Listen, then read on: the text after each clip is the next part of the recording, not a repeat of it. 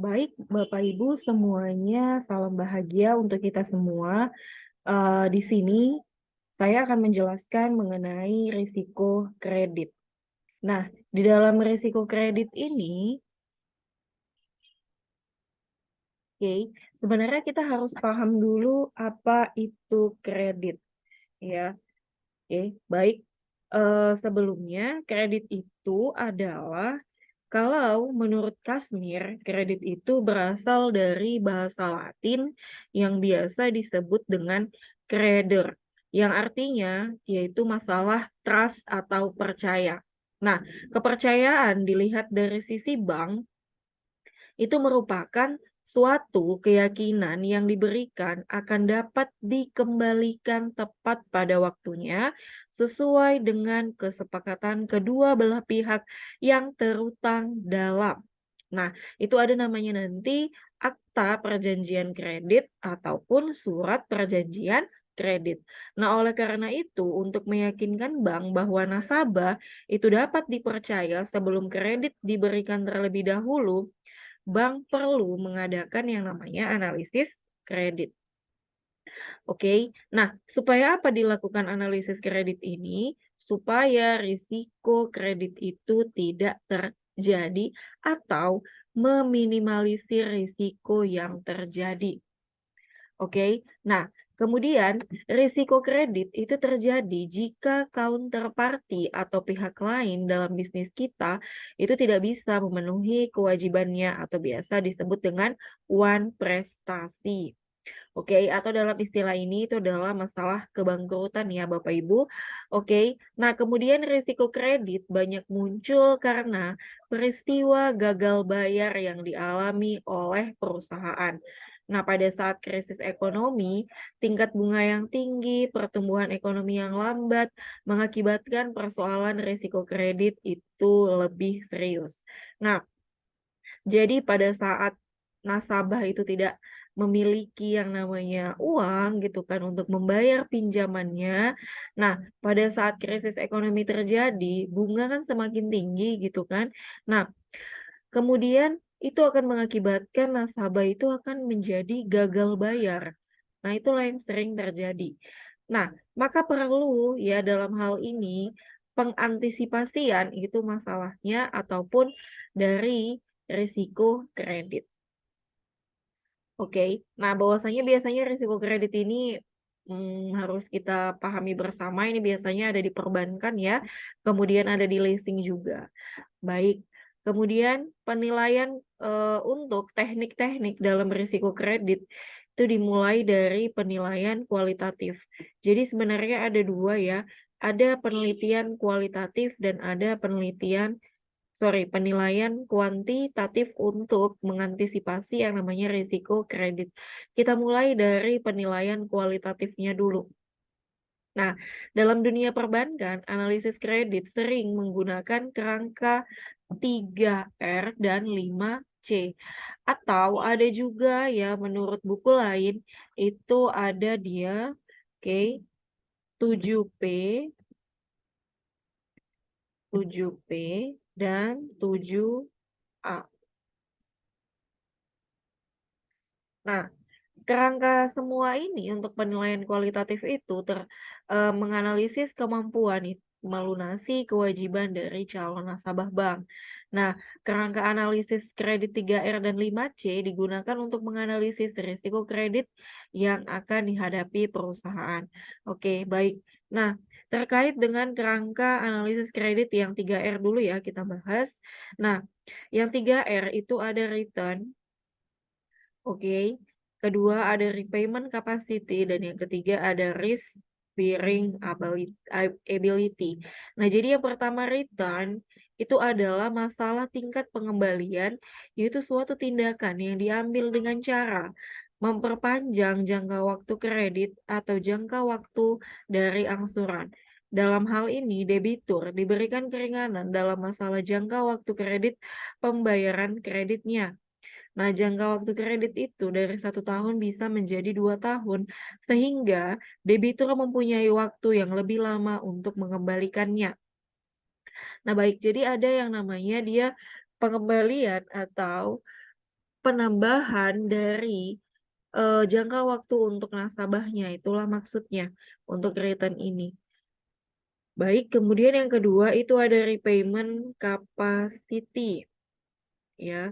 Terkait dengan repayment capacity,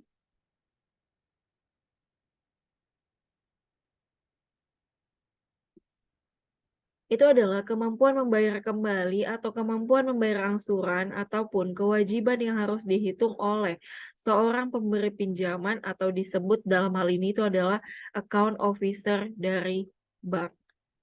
Oke, baru yang terakhir itu adalah risk bearing ability.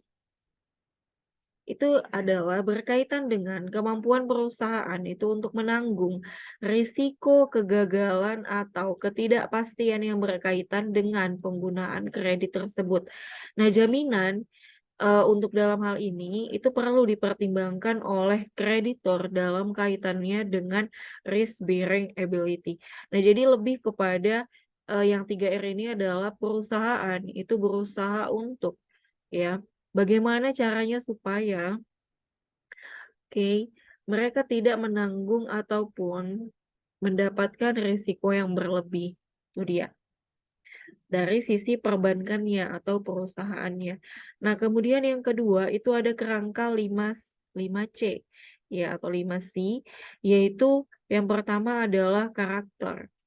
Ini karakter artinya karakter itu adalah sebenarnya sifat atau watak dari seseorang ataupun dari pihak nasabah ya. Nah, sifat atau watak dari orang-orang yang akan diberikan kredit itu harus dapat dipercaya. Untuk membaca watak atau sifat dari calon debitur dapat dilihat dari latar belakang nasabah itu sendiri. Ya Bapak Ibu, baik yang bersifat latar belakang pekerjaan maupun yang sifatnya itu pribadi. Dari sifat dan watak ini, itu dapat dijadikan suatu ukuran tentang kemauan nasabah untuk membayar. Nah, kalau dia susah sekali, istilahnya bayar hutang di apa namanya di kedai dekat rumah gitu jadi dia susah, gimana dia mau pinjam di bank, nah itu maksudnya. Atau kemudian dia minjam ke teman-temannya aja sulit sekali untuk membayar, nah bagaimana dia akan meminjam di bank, seperti itu. Nah jadi lebih kepada memahami karakter dari seseorang. Kemudian yang kedua, capacity. Ya, capacity itu adalah analisis untuk mengetahui kemampuan nasabah dalam membayar kredit. Dari penilaian ini dapat dilihat bahwa kemampuan nasabah dalam mengelola bisnisnya.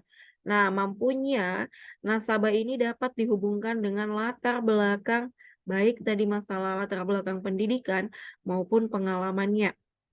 Oke.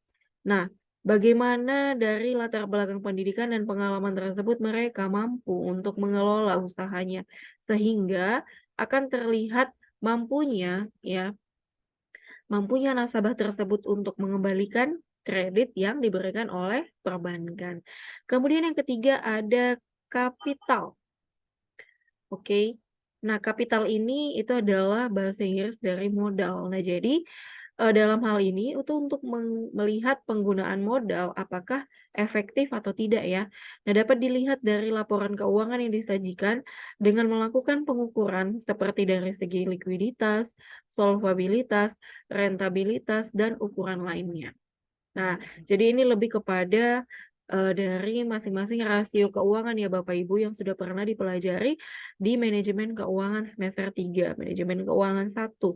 Nah, jadi analisis kapital ini harus menganalisis dari sumber mana aja modal yang ada, termasuk presentasi modal yang digunakan nantinya untuk membiayai proyek yang akan dijalankan dari berapa modal sendiri yang ada di perusahaan, dan juga berapa modal pinjaman yang harus dipinjam oleh pihak perbankan atau pihak ketiga.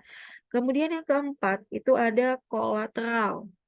Kolateral ini merupakan jaminan yang diberikan oleh nasabah itu sifatnya boleh fisik maupun non-fisik ya. Kemudian jaminannya ini yang paling penting harus melebihi jumlah kredit yang diberikan.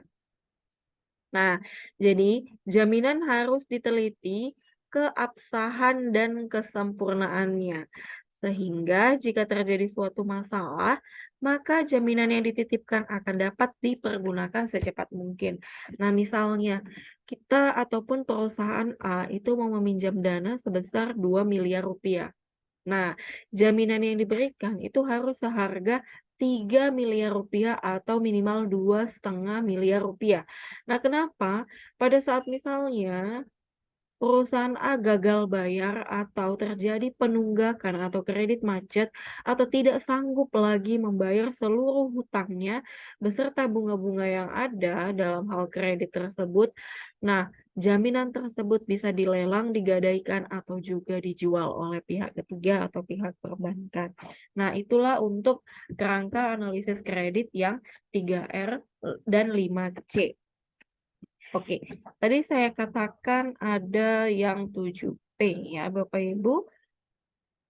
Oke, nah yang 7P,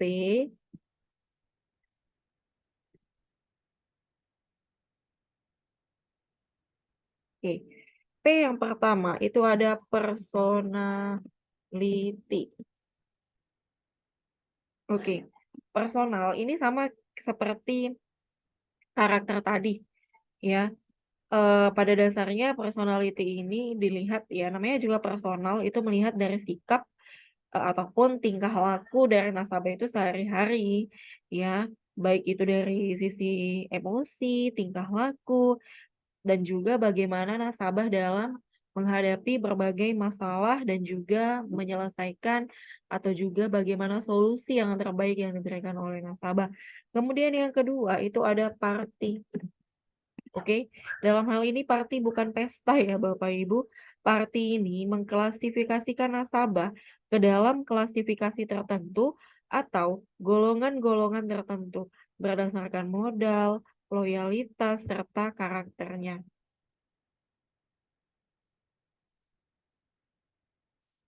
Oke, nasabah yang digolongkan ke dalam golongan tertentu itu akan mendapatkan fasilitas yang berbeda dari bank.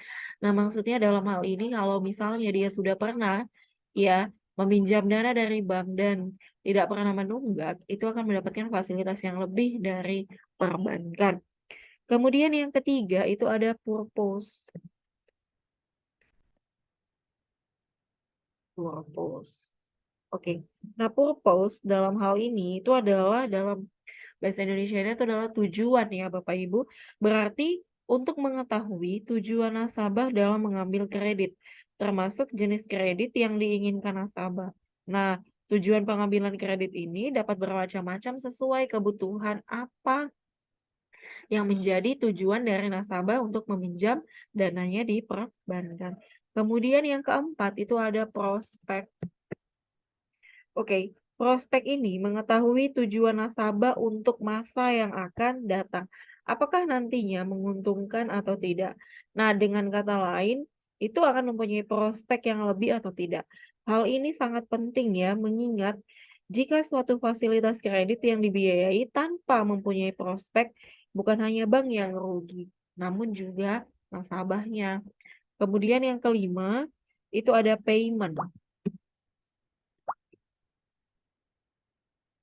Oke, payment dalam hal ini adalah bagaimana ukuran ataupun cara nasabah itu mengembalikan kredit yang telah diambil atau dari sumber mana saja dana untuk pengembalian bank ya atau pengembalian kredit. Oke. Nah, semakin banyak sumber penghasilan debitur itu akan semakin baik. Nah, maksudnya terkait dengan jaminan-jaminan atau juga usaha-usahanya jika lebih dari satu atau dua mereka bisa membayar begitu kan. Nah, jadi eee, sumber-sumber dananya itu, sumber-sumber penghasilannya itu dapat membayar, kreditnya dengan lebih cepat begitu maksudnya. Jadi sumber-sumber pembayaran yang maksudnya di payment ini. Kemudian yang keenam itu ada profitability. Ya, dalam artiannya profitability itu adalah profitabilitas, yaitu menganalisis bagaimana kemampuan nasabah untuk dapat mencari keuntungan. Nah, profitability itu diukur dari periode ke periode. Apakah akan tetap sama atau semakin meningkat dengan tambahan kredit nantinya yang akan diperoleh. Nah, kemudian yang terakhir itu ada protection. Ya, pas jadinya 7P ya Bapak Ibu. Tujuannya adalah bagaimana menjaga agar kredit yang diberikan mendapat jaminan perlindungan. Kredit yang diberikan itu benar-benar aman. Kemudian perlindungan yang diberikan oleh debitur dapat berupa jaminan barang ataupun juga boleh menggunakan jaminan asuransi. Nah, itulah yang 7P. Kemudian tadi ada saya katakan itu yang 7A ya. Nah, jika dikatakan 7A, 7A ini sebenarnya sudah pernah Bapak Ibu mendengar ataupun belajar di studi kelayakan bisnis ya. Oke. Nah, di dalam suatu kredit, nah perlu adanya studi kelayakan usaha. Nah, penilaian dengan model 7A ini digunakan untuk proyek yang bernilai besar dan dalam jangka waktu yang panjang. Nah, jadi 7A itu dimulai dari yang pertama ada aspek hukum atau yuridis. Kemudian yang kedua ada aspek pasar dan pemasaran. Kemudian yang ketiga itu ada aspek keuangan. Kemudian yang keempat itu ada aspek teknis atau operasi. Kemudian yang kelima itu ada aspek manajemen. Kemudian yang keenam itu ada aspek sosial dan ekonomi. Kemudian yang ketujuh itu ada aspek AMDAL atau analisis mengenai dampak alam dan lingkungan. Oke.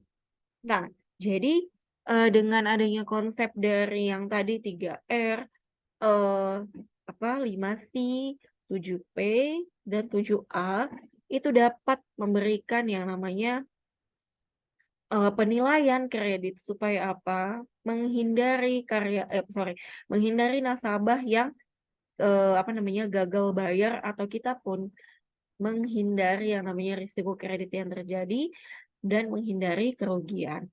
Nah, kemudian perusahaan atau bahkan negara yang akan mengeluarkan surat hutang jangka panjang atau jangka pendek biasanya akan dirating oleh perusahaan perating atau di Indonesia biasanya PT Pevindo.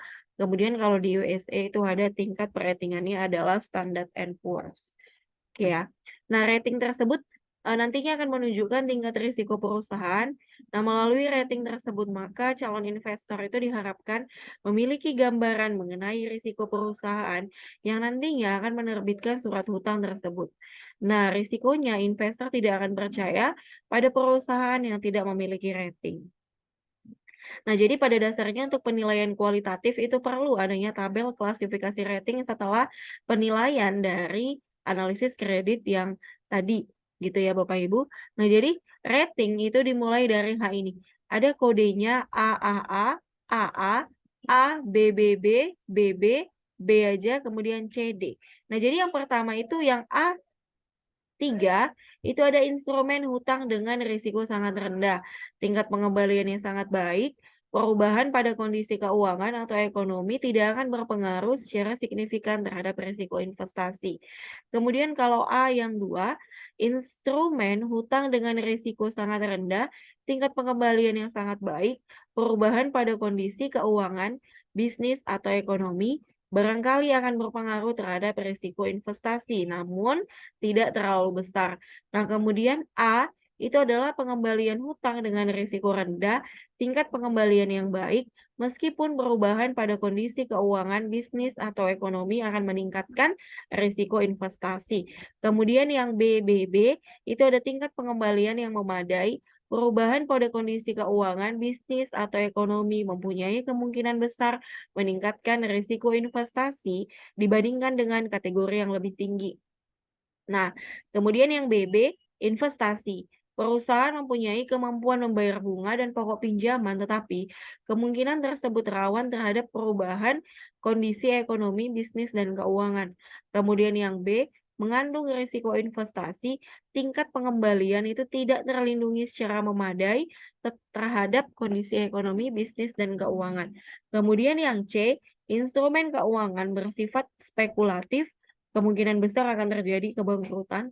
Kemungkinan yang D itu adalah instrumen keuangan sedang bangkrut. Nah, jadi dalam hal ini ya, jadi dalam hal ini terkait dengan tabel klasifikasi rating itu sangat perlu ya Bapak Ibu. Jadi untuk melihat bagaimana sebagai seorang nasabah itu atau sebagai nasabah yang pribadi, individu ataupun dalam perusahaan, nah perlu perbankan itu melakukan tabel klasifikasi rating supaya apa nanti dicek oleh ini pihak peratingan ini.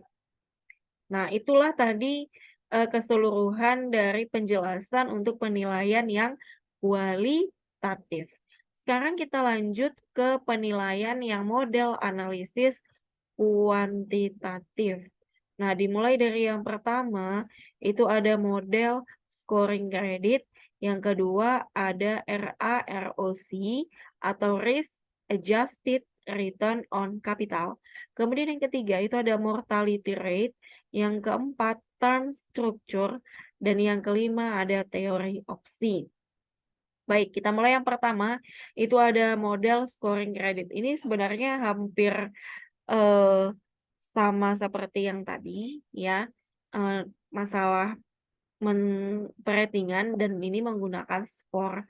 Nah, karena istilahnya ini masalah yang penilaian yang kuantitatif, nah kuantitatif itu cenderung biasanya menghitungnya dengan berupa angka-angka atau data-data yang ada, sehingga dengan data-data tersebut kita dapat menilai ataupun menganalisis risiko kredit yang terjadi. Yang pertama itu ada model diskriminan. Nah, analisis ini untuk melihat apakah perusahaan memiliki kategori gagal bayar atau tidak gagal bayar. Nah, kemudian yang kedua itu ada model probabilitas linier, yang artinya analisis ini menentukan angka yang mencerminkan seberapa besar risiko gagal bayar suatu perusahaan. Nah, perhitungannya seperti ini ya. Dimulai dari yang pertama, model diskriminan. Nah, ini memerlukan informasi keuangan seperti rasio likuiditas dan profitabilitas. Kemudian, menghitungnya dengan menggunakan ini. Oke. Z sama dengan 1,2x1 ditambah 1,4x2 ditambah 3,3x3 ditambah 0,6x4 dan ditambah 1,0x5. Sebenarnya ini termasuk model analisis Z-score ya dalam analisis kebangkrutan atau financial distress. Nah, mungkin pernah mendengar kata financial distress ya.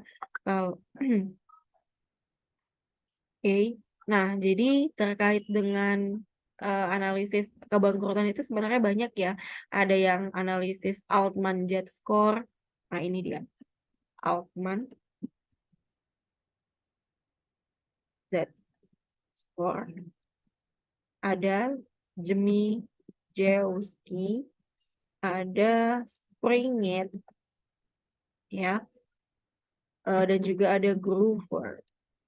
Nah, ini metode-metode untuk penilaian dari analisis kebangkrutan atau biasa disebut dengan untuk melihat risiko kredit untuk gagal bayar dengan menggunakan metode analisis diskriminan.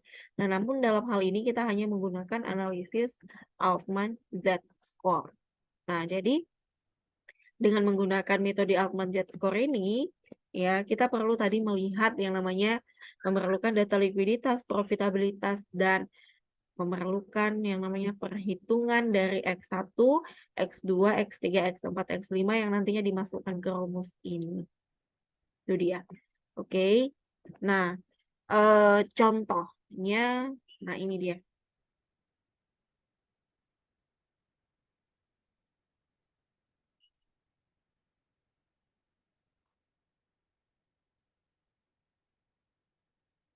Oke. Nah, namun ada perbedaan ya Bapak Ibu kalau dalam hal ini yang ini tadi itu untuk perusahaan pemerintah. Namun untuk perusahaan yang non pemerintah atau non publik itu ditambahkan yang namanya perhitungannya seperti ini model barunya. Oke. Nah, X4-nya itu ditambah dengan eh maksudnya diubah X4-nya yaitu dengan rasio nilai buku saham preferen ditambah saham biasa kemudian dibagi nilai buku total hutang.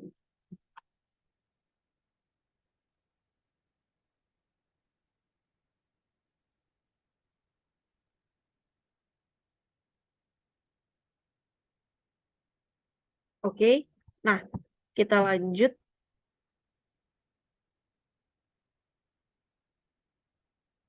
Baik.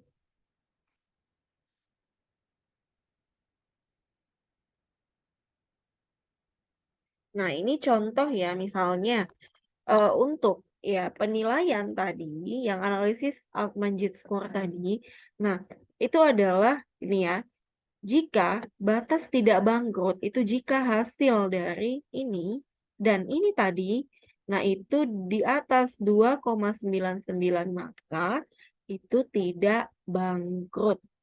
Tapi jika perhitungan di bawah apa namanya ataupun 1,81 ini ya itu dia sudah bangkrut.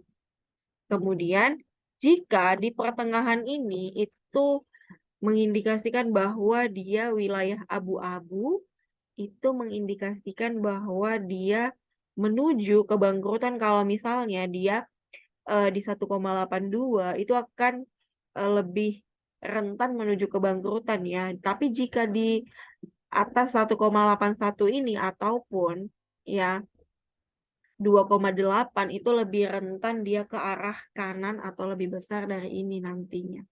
Oke. Nah, kemudian itu menurut model pasar, kemudian kebalikannya untuk yang model buku ini. Oke, baik. Nah, ini misalkan untuk perusahaan A, X1-nya 0,25, perusahaan B 0,05, sampai seterusnya X5, perusahaan A2, kemudian perusahaan B 1,25. Nah, terkait dengan hal ini kita hitung yang satu persatu ya Bapak Ibu. Nah, karena menggunakan informasi harga saham, maka digunakan model yang pertama. Dari hasil perhitungan di atas diprediksi bahwa perusahaan A tidak bangkrut. Bagaimana dengan perusahaan B? Ya, Bapak Ibu boleh tes sendiri. Ya, nantinya apakah perusahaan B ini jika dihitung dengan menggunakan ini, ya jika hasilnya di bawah dari yang ini tadi dengan model pasar, maka ya kalau di bawah 1,81 apa namanya, dia berarti mengindikasikan bahwa perusahaan itu akan mengalami kebangkrutan. Oke, bisa ya Bapak Ibu terkait dengan hal ini, itu model diskriminan atau menghitungnya dengan memasukkan aja angkanya ke rumus dengan diketahui data ini. Oke, baik. Kemudian yang kedua itu ada model probabilitas linear. Nah, ini menggunakan yang namanya analisis linier berganda dan juga sederhana. Oke, nah boleh ya kita coba kemari. Nah ini misal dari menghitung probabilitas linier menghasilkan persamaan berikut. Nah, Z sama dengan 0,2 ditambah 1,3 X1 dan ditambah 0,5 X2. X1 itu adalah rasio modal kerja atau total aset, dibagi total aset, kemudian X2 kemudian X2 rasio EBIT dibagi dengan total aset. Nah, boleh ya kita coba Bapak Ibu, misal kita akan menghitung potensi gagal bayar 3 perusahaan dalam ini semuanya dalam miliar rupiah ya. Oke. Nah, baik. Kita coba dulu yang perusahaan A. Z sama dengan 0,2 ditambah 1,3 kali ya. Rasio modal kerja dibagi total aset berarti 40 dibagi 100. 40 dibagi 100. Oke, ditambah 0,5 X2. Oke, X2 berarti rasio EBIT dibagi total aset berarti 40 dibagi 100 juga ya.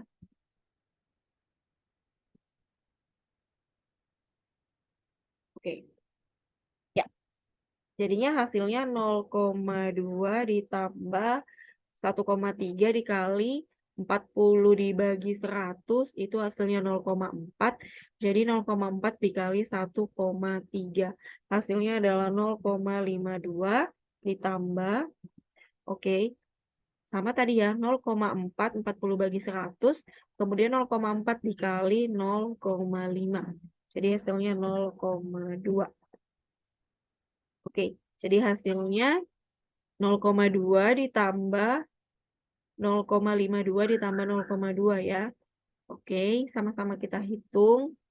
Hasilnya adalah 0,92. Ini dia ya. Baik, kita lanjut untuk ini tadi ZA ya. ZA. Maksudnya Z perusahaan A. Kemudian ZB. Oke, sama dengan 0,2 ditambah modal kerja dibagi dengan total aset 5 dibagi 50 berarti 1,3 dikali 5 dibagi 50 ditambah 0,5 dikali minus 2,5 bagi 50 itu ya.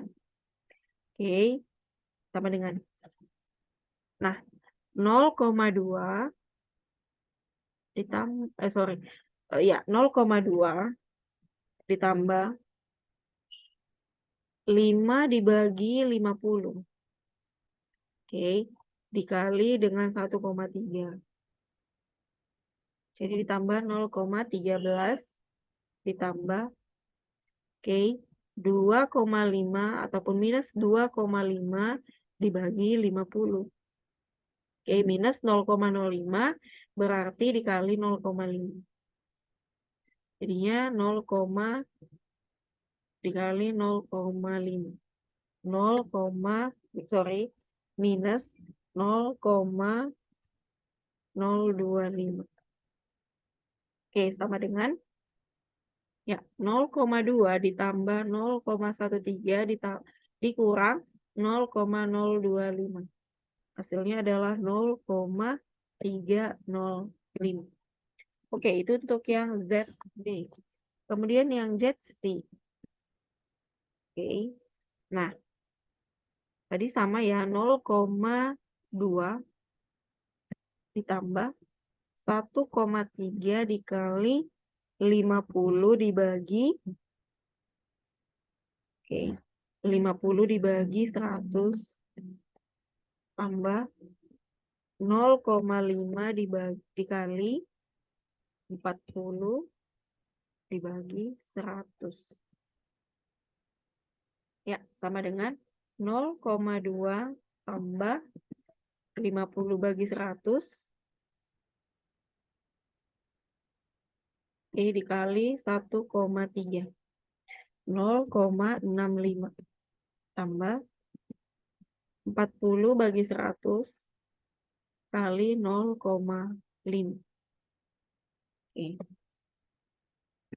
Ya, hasilnya adalah 0,2 ditambah 0,65 ditambah 0,2.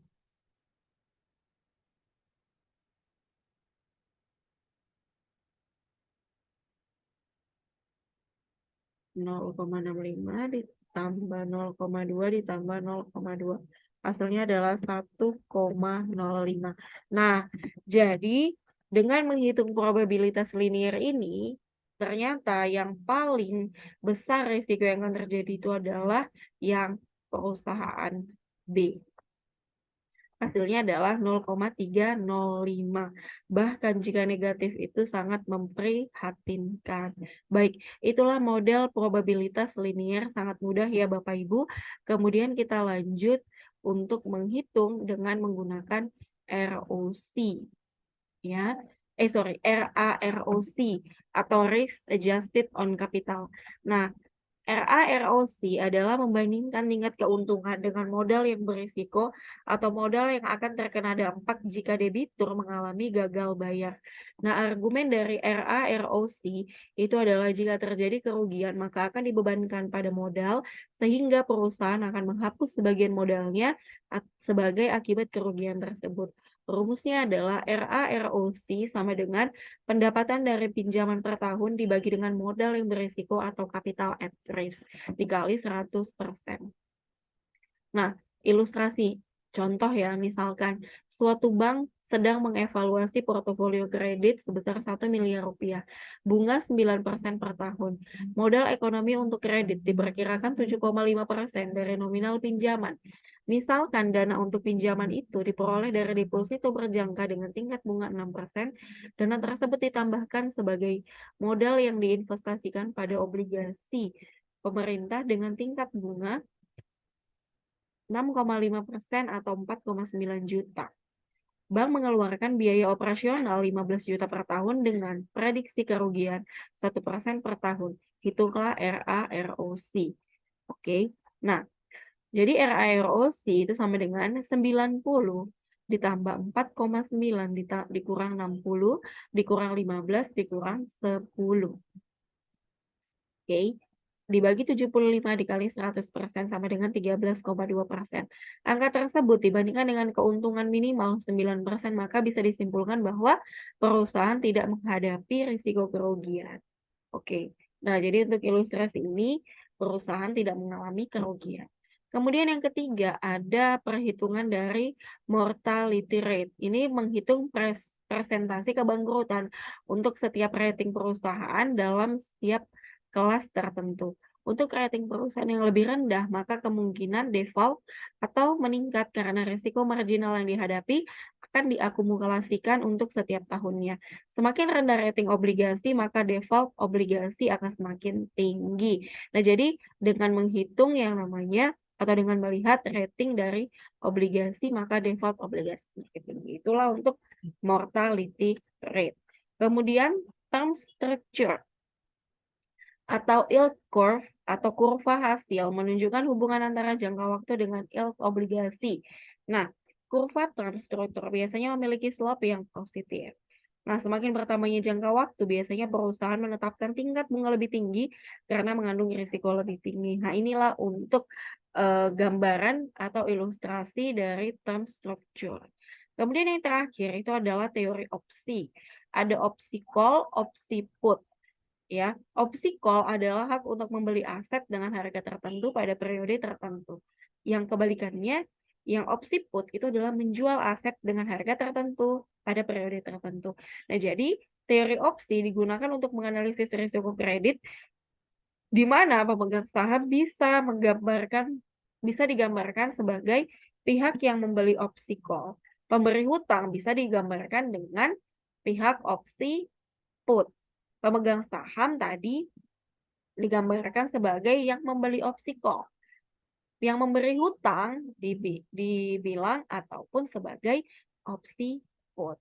Nah, inilah ilustrasinya. Oke, misal kreditur memberi pinjaman kepada perusahaan dengan nilai 100 juta. Jika nilai perusahaan di atas 100 juta, misalnya sekitar 250 juta, maka pemegang saham berhak atas sisa nilai perusahaan. Ini dia. Pemegang saham harus membayar hutangnya terlebih dahulu sebesar 100 juta. Jika nilai perusahaan di bawah 100 juta, maka pemegang saham akan kehilangan kekayaannya karena kekayaannya diambil alih oleh kreditur. Dalam kondisi ini, itulah posisi pembeli atau opsi call. Ya, baik Bapak Ibu, begitulah sekian mengenai penjelasan akan risiko kredit. Saya harap sambil dipelajari kembali lagi, Kemudian tetap semangat. Semoga penjelasan tentang resiko kredit ini tadi bermanfaat untuk Bapak Ibu. Baik, terima kasih semuanya. Sampai jumpa kembali di materi berikutnya.